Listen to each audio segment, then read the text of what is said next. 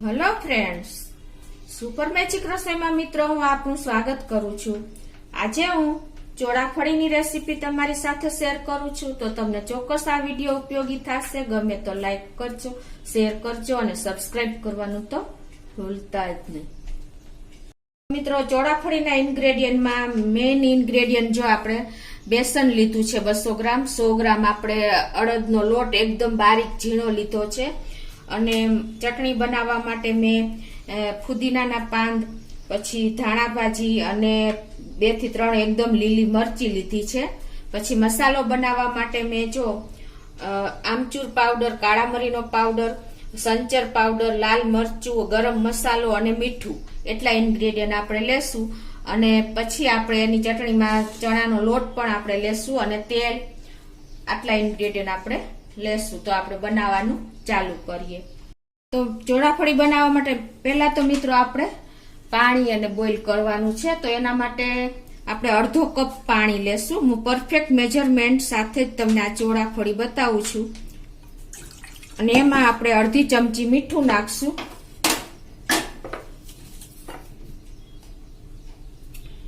અને પોણી ચમચી જેવું આપણે પાપડ ખાર નાખશું।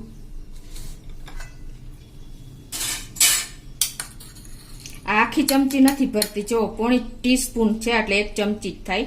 આ પોણી ટીસ્પૂન આપણે પાપડ ખાર નાખીને ગેસ ઓન કરીને આને આપણે 5 થી 7 મિનિટ ઉકાળવાનું છે।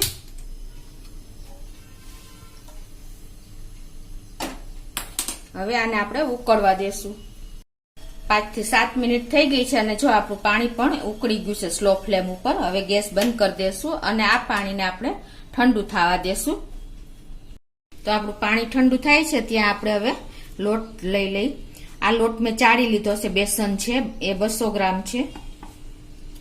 લોટ હંમેશા ચાળીને જ લેવાનો અને અડદનો લોટ એનાથી અડધો એટલે કે 100 ગ્રામ છે, એ પણ મેં ચાળી લીધો છે। અને આપણું પાણી પણ જો ઠંડુ થઈ ગયું છે, હવે એમાં આપણે 2 ટીસ્પૂન જેવું તેલ નાખી દેશું।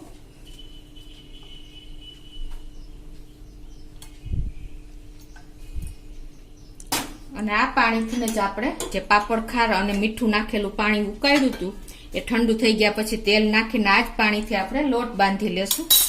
આ લોટ બંને મિક્સ સરખા કરી લેશું। લોટ એકદમ ચીકણા હોય છે એટલે તમારે સાવધાનીથી પાણી નાખતું જવાનું અને લોટ નો ઢીલો થાય એનું ખાસ ધ્યાન રાખવાનું છે। આ રીતે તમે આ લોટ ચીકણા હોવાથી તરત જ આપણા હાથ ઉપર ચોટી જાય છે। જો લોટ ઢીલો થઈ જશે તો તમારું ચોળાફળીનું રિઝલ્ટ પરફેક્ટ નહીં મળે, એટલે એ પણ તમે ખાસ નોટ કરજો।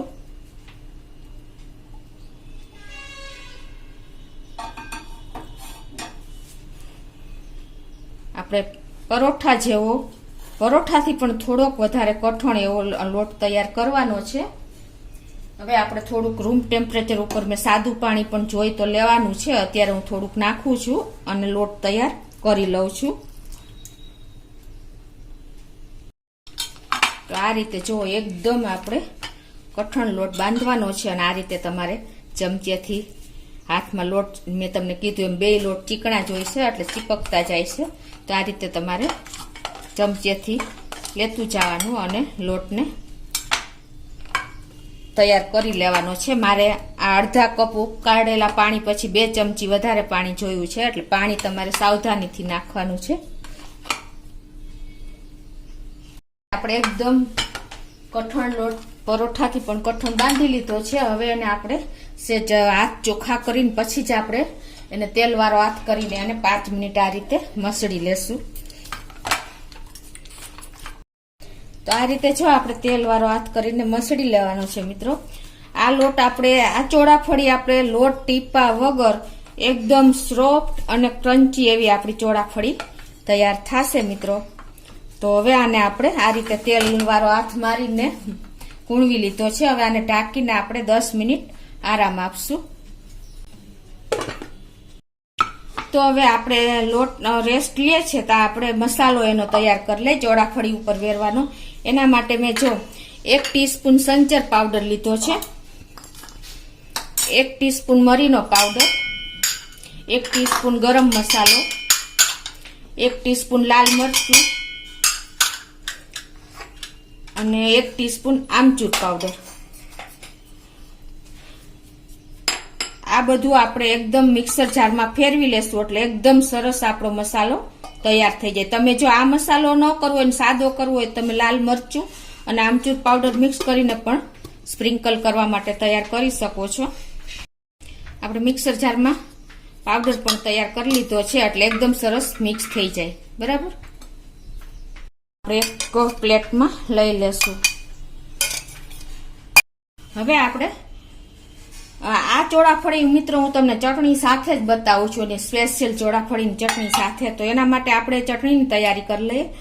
તો 1 થી 1.5 ચમચી જેવું આપણે બેસન નાખશું અને એમાં આપણે 1 કપ જેવું પાણી નાખી દેશું.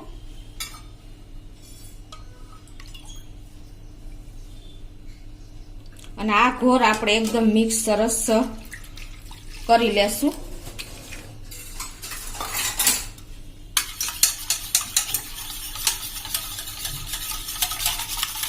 અને આને આપણે 5 થી 7 મિનિટ ગેસ ઉપર ઉકાળશું, સ્લો ફ્લેમ ઉપર.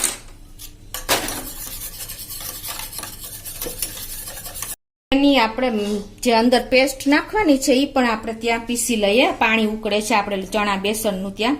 એમાં જો મેં ફુદીનો લીધો છે 1 કપ જેવો, 1 કપ જેવી ધાણા ભાજી લીધી છે. અને આમાં સ્પેશિયલ ચટણીમાં મિત્રો એકદમ તીખી મરચી હોય છે એટલે એના માટે મેં 3 મરચી લીધી છે. તો આપણે મિક્સર જારમાં એને પીસી લેશું. આ રીતે આપણે બધું મિક્સર જારમાં નાખી દઈશું.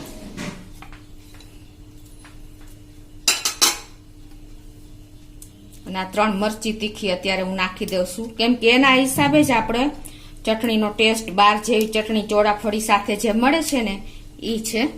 અને એમાં આપણે 1 ટીસ્પૂન જેવો પાવડર નાખી દેશું મરીનો, અને ટેસ્ટ એકોર્ડિંગ અડધી ટીસ્પૂન જેવું મીઠું નાખી દેશું. અને આમાં આપણે આઈસના ટુકડા નાખી દેશું. આનો કલર મેન્ટેન રહેશે આ બરફના ટુકડાથી. અને હવે એમાં આપણે 1 ઇંચ આદુનો ટુકડો પણ નાખી દેશું. અને આની હવે આપણે પેસ્ટ તૈયાર કરી લેશું એકદમ ફાઇન. તો આપણી પેસ્ટ પણ જો એકદમ સરસ તૈયાર થઈ ગઈ છે. અને આ બાજુ આપણે આ લિક્વિડ પણ જો બેસનનું 1 કપ પાણી સાથે જે ઉકાળવા મૂક્યું છે અને 5 મિનિટ થઈ ગઈ છે. અને જો આ કન્સિસ્ટન્સી આવી ગઈ છે. આવું એકદમ આપણે થીક તૈયાર કરવાનું છે. તો હવે હું ગેસ બંધ કરી દઉં છું. અને આમાં આપણે લીંબુના ફૂલ નાખી દેશું. 5 થી 7 દાણા આપણે આ લીંબુના ફૂલ નાખી દેશું. જો તમને લીંબુના ફૂલ માફક ન આવે ને તો તમે લાસ્ટમાં લીંબુનો રસ પણ એડ કરી શકો છો. અને એને આપણે આ રીતે આ ગરમ મિશ્રણમાં જ ઓગાળી લેશું.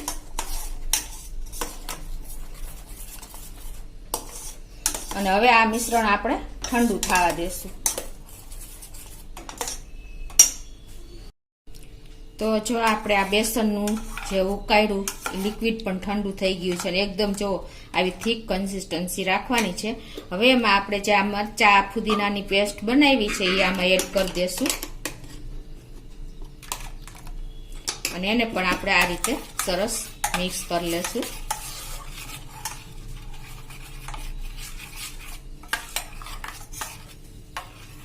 અને એમાં આપણે એનો કલર મેન્ટેન રહે અને એકદમ આપણે આ ચટણી ઠંડી હોય ને તો જ ખાવામાં મજા આવે છે. તો આપણે 2 થી 3 આઈસના ક્યુબ નાખી દેશું. જો તમારે તરત જો વહેલી બનાવી લ્યો ને તો તમારે ફ્રીજમાં પણ રાખી શકો છો. તો હવે આને આપણે સાઈડ પર રાખી દેશું. તો આપણે લોટને રેસ્ટ આપ્યો અને 10 મિનિટ થઈ ગઈ છે. અને જો આપણો લોટ પણ સરસ આ રીતે હવે પાછો આપણે એને થોડીક વાર કૂણવી લઈએ.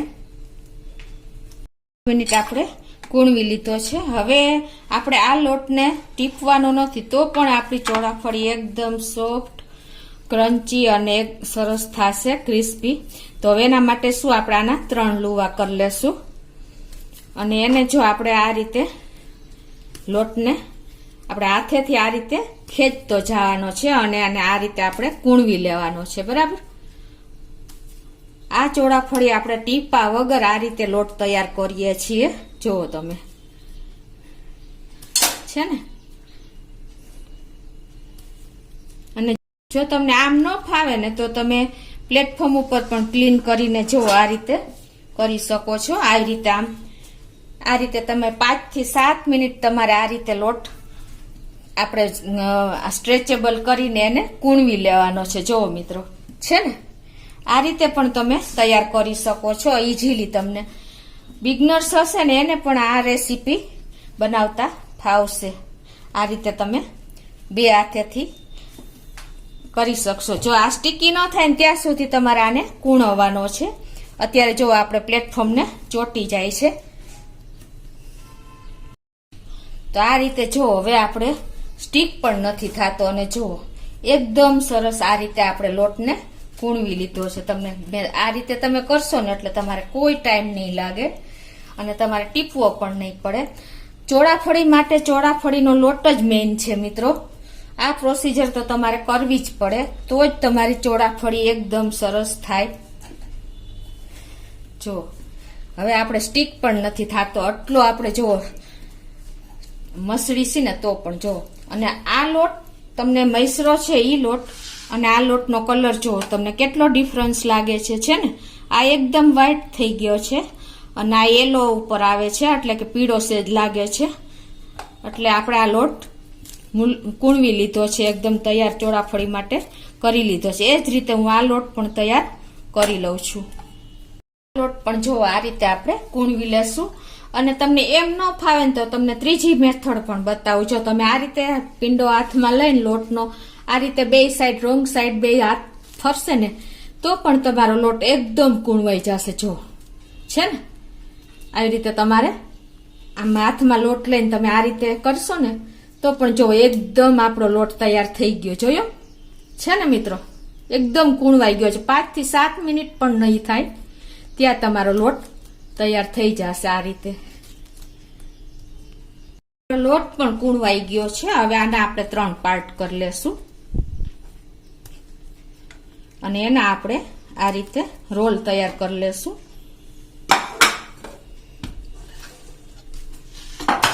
પ્લેટફોર્મ ઉપર જ રોલ આપણે આ રીતે જો આપણે 3 રોલ કરી લીધા છે જે લોટ હતો એના. અને હવે એના આપણે આ રીતે લુવા તૈયાર કરી લેશું.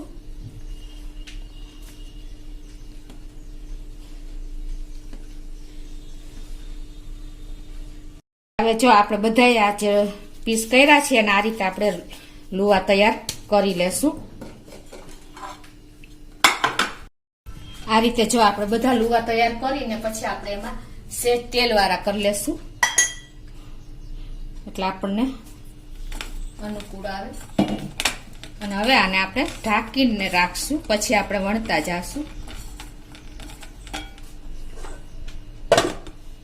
આમાંથી એક લુવો લઈને આ રીતે આપણે સરખો કરી લેશું. અને આપણે આમાં તેલને બદલે આપણે મેંદો કે ચોખાનો લોટ તમે કોઈ પણ લઈ શકો છો. અત્યારે મેં મેંદો લીધો છે. આ રીતે અટામણ લઈને અને આપણે એની એકદમ પતલી રોટલી ઇવનલી વણે ને એવી રીતે વણી લેશું. આ રીતે તમે જો મેંદો સ્પ્રિંકલ કરશો ને તો તમે ઇઝીલી રોટલી વણી શકશો.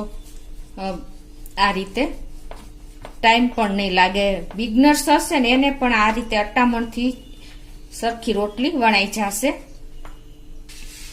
આ રીતે તો જુઓ આ રીતે એકદમ પતલી મેં આ રીતે રોટલી વણી લીધી. તમને ખ્યાલ આવી જતો હશે. જો અને આમ સરખી જ ઇવનલી રાખવાની છે.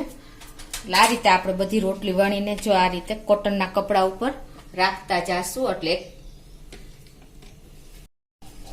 આ રીતે બધી સાઈડથી એક સરખી વણશો ને તો જ તમારી ચોળાફળી ફૂલશે મિત્રો. ચોળાફળીમાં મેઇન લોટ મેઇન છે અને વણવું પણ મેઇન છે. અને ઇવનલી વણીને તો જ આપણી ચોળાફળી એક સાઈડ પતલી થઈ જશે ને એક સાઈડ તમારે જાડી રહેશે ને તો પણ તમારી ચોળાફળી એકદમ ફૂલશે નહીં. એટલે આ પણ તમે ધ્યાન રાખજો. આ રીતે આપણે કોટનના કપડા ઉપર રાખશું એટલે સુકાય નહીં. આ રીતે જો આપણે ચોળાફળી વણીને એક ઉપરા ઉપર રાખી દીધી છે કોટનના કપડા ઉપર એટલે સુકાય નહીં. અને હવે આપણે એને આ રીતે કટ કરી લેશું તળવા માટે. જો આપણે અડધેથી આ રીતે કટ મૂકશું એટલે આપણે શું થાય કે ચોળાફળી ખુલ્લી ન જાય. લાસ્ટ સુધી આપણે નહીં ચપ્પુ જવા દઈએ. જો તમે આ રીતે તમે થોડીક જગ્યા છોડી દેવાની એટલે આપણે એકી સાથે આ રોટલો તરી શકીએ. એક એક સ્ટ્રીપમાં આપણે ટાઈમ લાગે છે એટલે આ પણ એક ટ્રીક જ છે મિત્રો.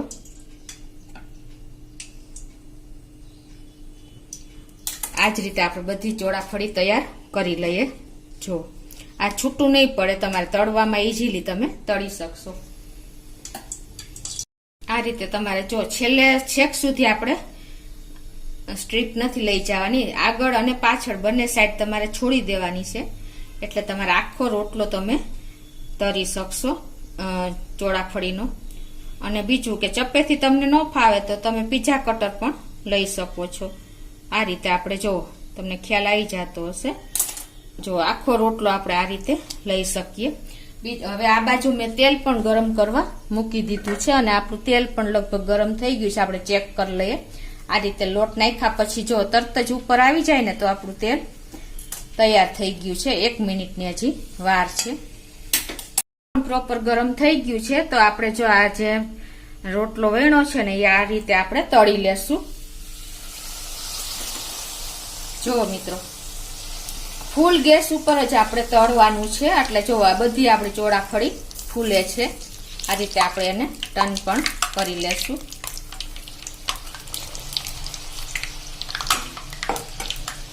અને એને આપણે આ રીતે હવે લઈ પણ લેશું.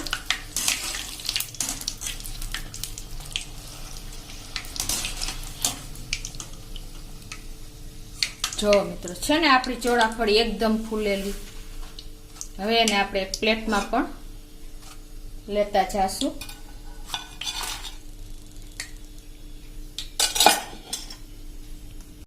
એ જ રીતે હવે આપણે બીજો રોટલો પણ તળી લેશું.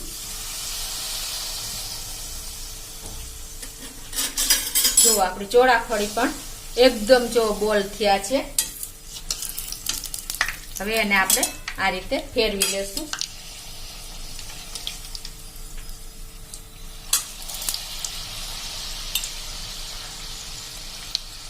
અને એને આપણે લઈ પણ લેશું. હવે થઈ ગઈ છે. ફૂલ ગેસ ઉપર જ આપણે તળવાની છે એટલે આપણે કોઈ પ્રોબ્લેમ ન આવે. અને આપણે આ રીતે પેપર ઉપર નાખતા જશું. એ જ રીતે આપણે આ રીતે જો ચોળાફળીના રોટલા તળતા જશું. જો મિત્રો આપણી બધી ચોળાફળી એકદમ ફૂલે છે. જો ઇવનલી તમારી ચોળાફળી વણાણી હશે ને તો આવી ફૂલીને દડા જેવી થઈ જશે અને તરાતા પણ વાર નહીં લાગે. કેમ કે જો એકદમ ફૂલીને બધી આપણે બાર જેવી લઈશું ને એવી જ તૈયાર થાય છે.